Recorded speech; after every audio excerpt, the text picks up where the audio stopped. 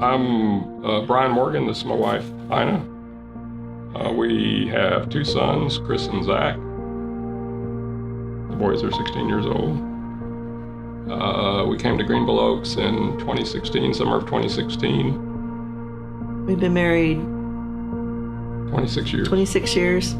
And so we went through 7 years of infertility. We had 3 miscarriages on 2 miscarriages and an ectopic pregnancy. And we were about ready to give up.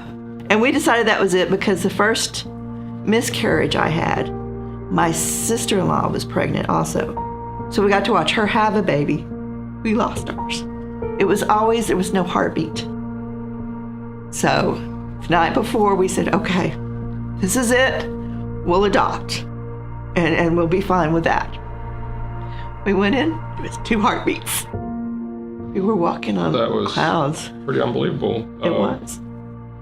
That was what was kind of different with Zach versus a lot of other special needs kids. We did not know when he was born.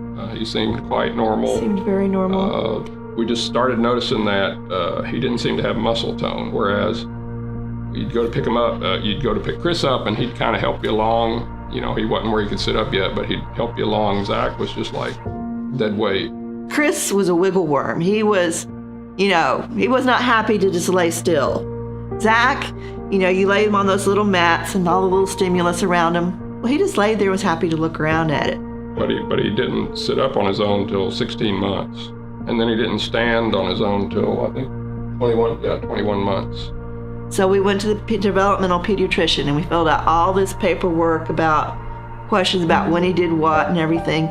She looked at him for 15 minutes and said, he's severely autistic. I'm like, this is what I said all along. I've struggled just like Job about why does God even give us a special needs child? We just didn't fit into the health and wealth gospel. So a lot of people really didn't know how to deal with us,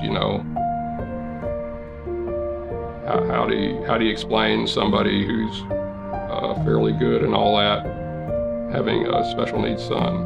And a lot of them didn't know how to react around him. Yeah, you kind of started losing friends because they would want to go out to the movies. Well, if we took Zach to the movies, it was not a good thing. One of us wound up out in the hall with Zach. And same eating out, then Zach would be there making his noise and stuff, and the other couples didn't really know how to deal with that exactly. We weren't going to anything other than church. We just went on Sunday mornings. We finally started pulling Zach out and just kind of babysitting him in an empty classroom while the other one of us went to class. So we were always apart. There was a good friend of Ina's at the other church. She was in my cooking club. That finally started sitting with Zach some during class. And that way we could go to class together. And actually she kept him during services for a while too. And we're feeling guilty that she goes to church just to watch my child. People in services seem to almost kind of forget that we had Zach entirely.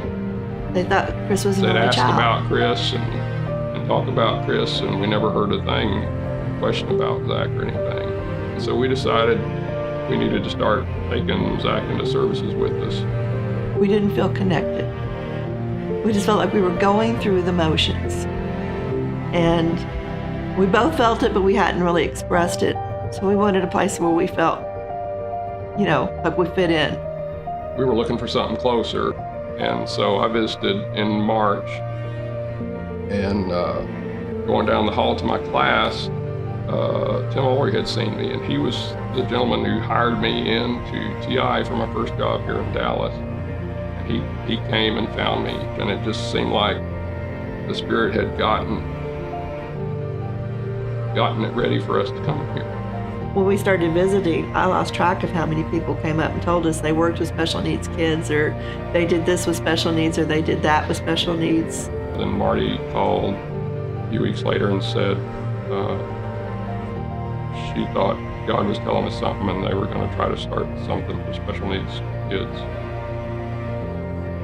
And then the next January was when that got started. They seemed truly to care about what they could do and how they could help. That's a as a godsend for us, because it's a safe place for our son to go, where he's loved. He likes it. And he likes it. But it's just so wonderful to see him go in there and just seem to be so happy about that. Because of the help and tolerance of Zach, we've been able to get in some connect groups, and that has been good to be back in that, because we've been pretty involved at our old church up until Zach.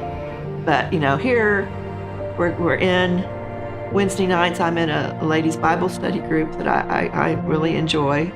We meet pretty regularly. We have breaks, but that's nice. And the new Connect group, there are several couples in it that we really feel connected with and everything. And it meets at the building, so we're not worrying about Zach getting into people's nice stuff at their homes.